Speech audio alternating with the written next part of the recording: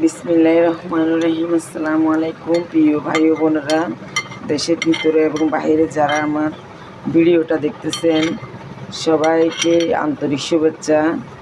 আপনারা কেমন আছেন? আল্লাহর রহমতে আশা করি অনেক ভালো আছেন। আমার জন্য দোয়া করবেন। দেখেন আমি এখানে ঝালমুড়ি মাখছি। এখানে শসা, টমেটো, তারপরে গাজর, তারপরে ধনেপাতা, কাঁচামরিচ, সরষের তেল, আবার সরষে বাটাও দিয়েছি। তারপরে আপনার দিয়েছি আর একটা কি এটা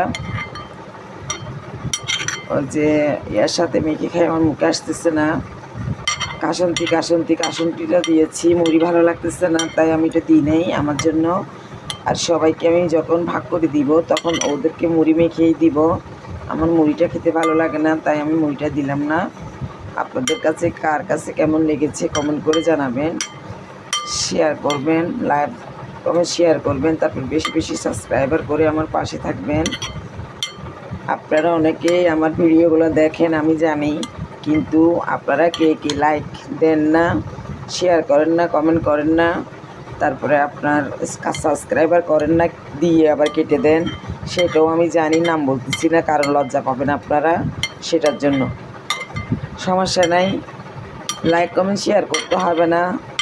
যারা আমাকে পছন্দ করেন না সেটা আমি জানি, লাইক কমেন্ট শেয়ার না করলেও ভিডিওগুলো আপনারা দেখিয়েন, যদি কিছু শিখতে পারেন। সবাই তো আর সব কিছু পারে না, যদি কিছু এগুলো দেখে শিখতে পারেন। আমি এগুলো সবগুলো ভাগাভাগি করে খাবো। আপনারা যারা দেশের বাইরে এবং ভিতরের ভাই ও বোনেরা আছেন আপনাদেরকেও বলতেছি, যা কিছু করবেন ভাগাভাগি করে খাওয়ার চেষ্টা করবেন। খাইলে কমে না, আল্লাহ রিজিক আরও বাড়িয়ে দেয়।